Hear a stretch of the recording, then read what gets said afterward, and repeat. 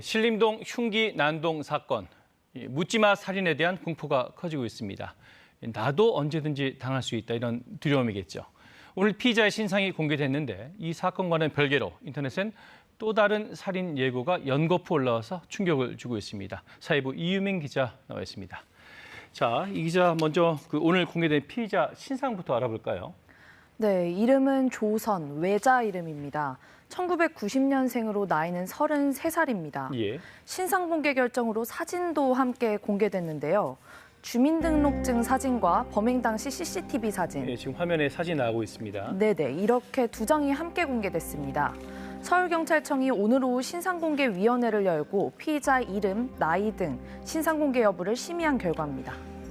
자, 33살 조선. 신상공개 기준은 뭡니까? 네, 강력범죄 신상공개의 4가지 조건을 모두 충족해야 공개할 수 있는데요. 4가지 조건이요? 네네. 예. 그래픽 보면서 먼저 설명드리겠습니다. 예. 먼저 범행 수단이 잔인한 데다 중대한 피해가 발생해야 하고요. 범죄에 대해 충분한 증거가 있어야 합니다. 또 범죄 예방 등 공공의 이익이 됐다고 판단이 돼야 하고 예. 기본적으로 피의자가 청소년이 아니라는 조건도 충족돼야 합니다. 신림동 묻지마 살인 피의자 조선을 이 기준으로 경찰도 따졌는데요. 공개 장소에서 잔인하게 범행을 저질렀고 피해가 중대하며 CCTV 등 범행 증거도 충분하고 유사범행 예방 효과 등을 고려해 공공의 이익이 크다고 판단했습니다. 아까 설명드린 4가지 기준에 모두 충족한 겁니다. 자, 그렇군요. 근데 이번에는 그 증명사진 말고 그 머그샷이라고 그러죠? 그 피의자의 체포 당시의 사진. 이번엔 공개 안 된 거죠? 네, 그렇습니다. 피의자가 번호가 적힌 판 같은 거를 들고서 경찰서에서 찍은 사진, 해외 영화나 뉴스에서 한 번씩 보셨을 텐데요. 예, 가슴에 이렇게 번호판 같은 거 들고요. 네, 맞습니다. 우리나라에서 머그샷을 공개하려면 피의자의 동의가 필요한데 이번에 공개되지 않은 걸 보면 조선 역시 거부한 걸로 보입니다. 최근 신상이 공개됐던 강남 납치 살해 사건 피의자들이나 또래 여성을 살해했던 정유정도 머그샷 공개는 거부했던 바 있습니다. 자, 그런데 그 조선에 대해서 사이코패스 검사를 한다는 소식이 있었습니다. 검사 결과가 나왔습니까? 아직 안 나왔는데요. 예. 조선에게 실제 사이코패스 성향이 있는지 여부는 조금 뒤에 발표될 예정입니다. 예. 어제는 심경이 복잡하다면서 검사를 거부했었는데 어제는 거부했군요. 네네, 예. 오늘에서야 검사가 진행됐습니다. 이제 실제 사이코패스 성향이 있는지 여부는 분석에 필요한 열흘 정도의 시간이 지나서야 알 수 있는 걸로. 시간은 열흘 정도 걸린다. 네네, 그 정도 시간이 지나서야 알 수 있겠습니다. 일단 최근 5년 동안 정신과 진료 기록은 없었는데요.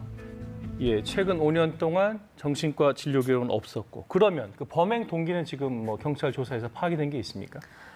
네, 범행 동기에 대해서 여러 진술을 했는데 진술이 다소 오락가락하는 그런 경향을 계속 보였습니다. 바뀐다는 말씀이신 거죠? 예, 맞습니다. 먼저 구속영장 심사 당시 조선이 했던 말 먼저 들어보시죠. 너무 힘들어서 저질렀습니다. 조선은 경찰 조사 초반에는 마약을 했다고도 했는데 검사 결과 음성이 나왔고요. 남들을 불행하게 만들고 싶어서 범행을 벌였다고 했다가 할머니가 꾸짖어 범행을 벌였다 이렇게 말하기도 했습니다. 말이 계속 바뀌네요, 정말. 네, 맞습니다.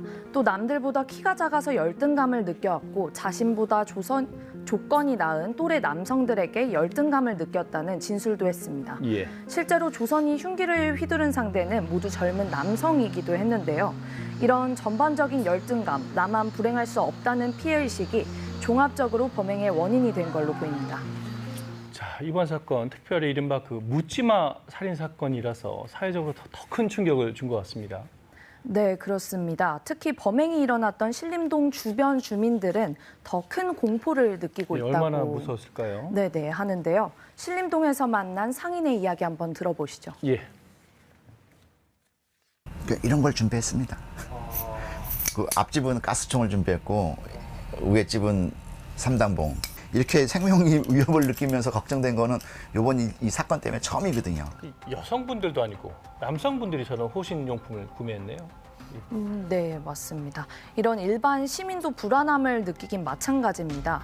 이를 보여주는 듯이 어제까지도 포털 사이트 쇼핑 트렌드엔 호신용품이 1위를 기록했습니다. 그 뒤는 삼단봉, 호신용 스프레이가 뒤를 이었습니다. 자, 그런데 말이죠. 이걸 또 어떻게 이해해야 될까요? 그 인터넷에 이런 묻지마 살인을 또 저지르겠다. 이런 범행 예고글이 계속 올라오고 있어요, 지금. 네, 맞습니다. 어제 밤엔 한 온라인 커뮤니티에 올라왔던 글인데요. 신림역 주변에서 여성을 강간살인하겠다는 글이 올라왔다 지워져서 경찰이 작성자를 우선 추적 중입니다. 예. 근데 이게 이틀 전에도 비슷한 글이 올라왔었습니다. 예, 그랬죠. 예. 네, 신림역에서 여성 20명을 죽이겠다 이런 글이었고 흉기를 구입한 내역까지 첨부해서 올렸습니다. 인터넷 올라온 글들은 다 여성을 범행 대상으로 삼겠다 이런 내용이에요. 네, 맞습니다. 다행히도 이 사람은 경찰의 추적이 시작되자 자수했고 경찰은 이 20대 남성에 대해서 오늘 구속영장을 신청했습니다. 네, 참 씁쓸한 소식입니다. 여기까지 듣겠습니다. 사회부 이유미 기자였습니다.